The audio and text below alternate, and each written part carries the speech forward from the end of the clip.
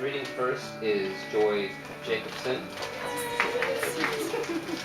Her chapbook and I won the Chapbook Series Award in Poetry at the New School, where she earned her MFA.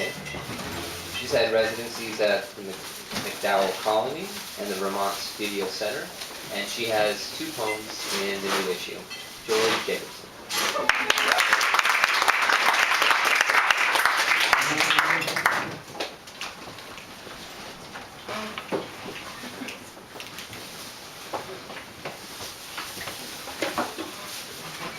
Thanks, Stephanie. It's like a dream to be in this room. It's my room. And a dream come true to have my poems published in Smartish. A beautiful book, and I feel very honored to be a part of it and to be a part of this reading with the other fine poets tonight. The poems I'm going to read are from a series I wrote after my mother died of dementia in 2005. And the first 2 I'm going to read were published in SmartishPace. By relief. In the dream I never have of my mother, we sip iced sodas on the plaza, make it Madrid, hers a pale ginger, mine a hint of pomegranate. She is old, but not ill. A brown pelican, no Spaniard, but no matter, fishes the fountain. I haven't slept in days, and the pink drink tastes good. She speaks in the calm dialect of the recently dead. I am in with the middle ones now, she says. As ever, the light of her face is upon me. And we want for only one thing, Jane. The silver in her hair darkens, and her pot-bellied pig rolls on the bricks in the sun. I had a dream this morning that my mother was eating ham, and I had to convince myself it wasn't that pig.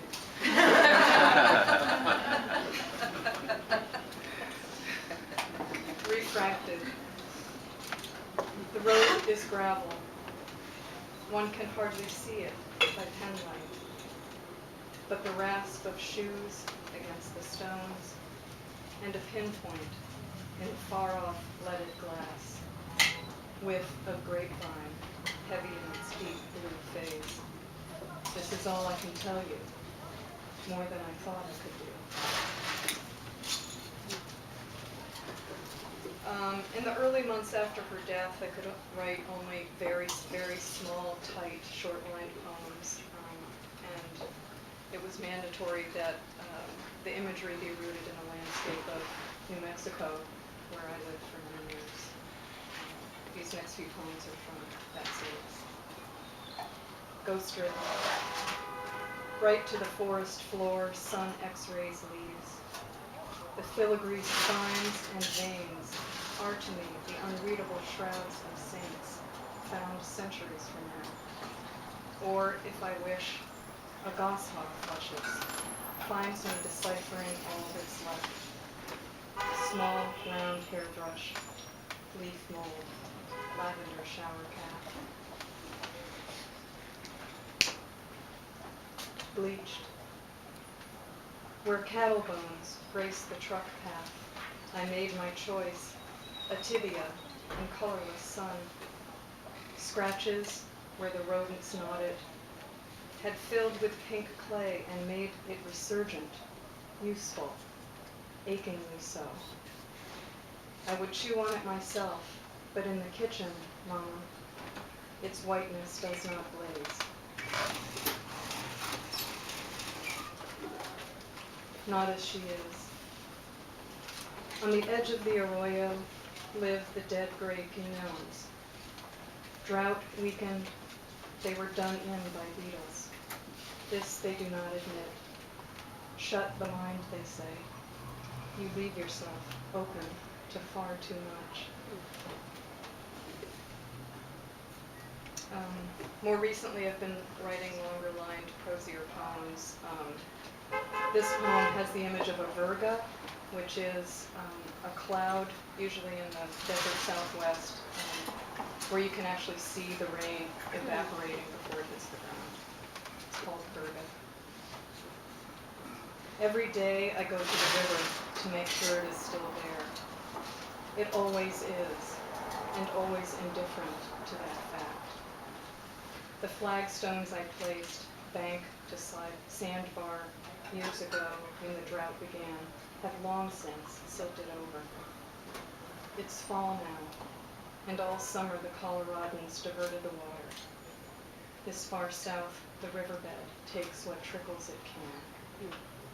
The homeopathic cure for drought is mud, and as I throw my mind into that medicine, I bring myself to eye the clouds.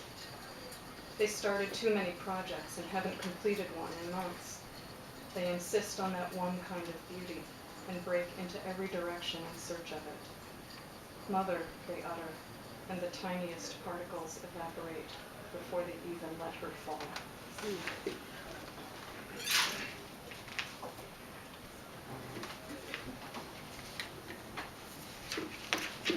I spent a part of my childhood in a town called Dover, New Hampshire, and the river that runs through it is called the Cochicho, which is an Abenaki word meaning the rapid foaming water. And this is called Cochicho Falls. Cochicho Falls are icing over. Water smashes abutments, reconstituting her. We stand at the bridge. Farnham's is closed. The fabric shop opens at 9. She needs sizing, blue carbon paper and a tracing needle to transfer her own patterns. She removes a bobby pin from her hair. It skittles the ice. If only she had seen her final face, the one the pileated god beheld on the snag when it was done with her. Its staccato taken years. We can freeze to death on this bridge anytime I want. The Granite State. This work of erecting a walled garden to the memory of her memory, this project, this caravan of stolen stone and shrubbery. Remember how to forget, the poet with dementia said in the documentary on his oddity. If forgetting were a wisteria, the annual lavender prize of the good life, hard-won and ice-gnarled and wintered over, and death were a conveyance of vowels, I would be the amphora, and she would be the breeze, and the fragrant sound across my opening would leave no room for absence. 6 years ago today, as things stand, her granulation began, or ended, all pounded out to powder on a porphyritic slab. We lived in New Hampshire long before that, for a long time. For so long we lived and forgot to forget, and would one day over and again be reminded about remembering home.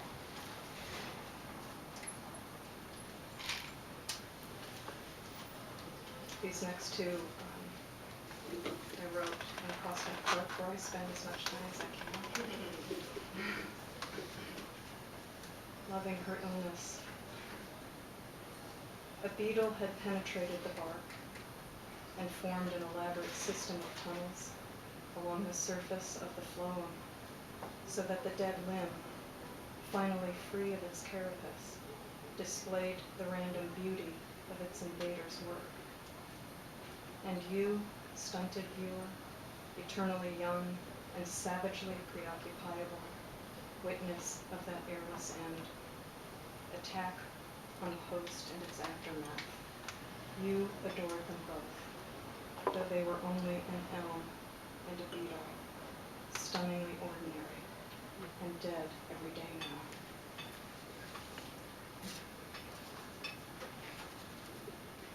Where I lost her.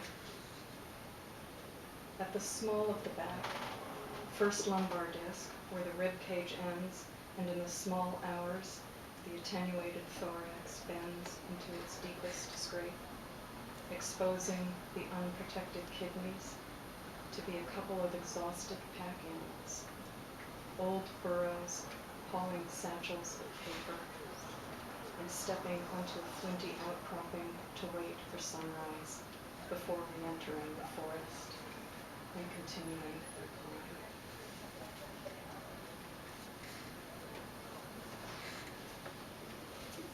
My sister lives in Maine, and she recently told me a story about a table she went to buy after having seen an ad. And many of the images in this poem, I wish I could say were purely products of my imagination, but some of them were a product of Craigslist. It's called Vigil, Sister. In the magician's barn, lamps warmed the 40 doves caged on the sawdust floor. Capes hung onto old tackle hooks. Amid the whittled stacks, standing in a stall, and the 2 white hares staring red-eyed in those birds, mottled and molting and cooing, trust God.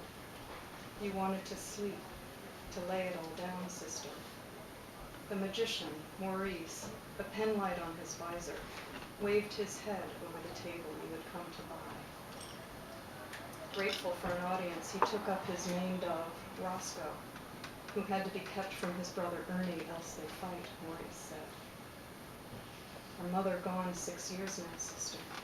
6 is nothing when doves can live 18. When you were 6, we lived in Pittsburgh. I was 5, and that same nothing keeps on happening. Birds warbling down the dangers of the dark. Masks giddily menacing the rafters. Maurice took one down to show you. Why haven't you rested since you were born, he asked, tying on the long, dusty papier-mâché face, the nose open like an ampule to you, eyes painted indigo and orange. He tilted his head and danced in his rangy dungarees, red beard stiff and poking up the mask. You and I once walked to school but had trouble making it home. Sisters curled up on someone's lawn. But that barn, the collapsible knives and top hats, the birds, lay yourself down, sister. Maurice is the one you meant to trust, even though hares don't live in his hat, doves in his cape. All you ever wanted was to say your prayer, say, good night, birds, good night, in mother's ear, amen. The warm sawdust smelled like cedar, like the magician's vertebrate chest. You didn't get to look inside, like that old sealed closet sachet you've been living, sister, like somebody's home.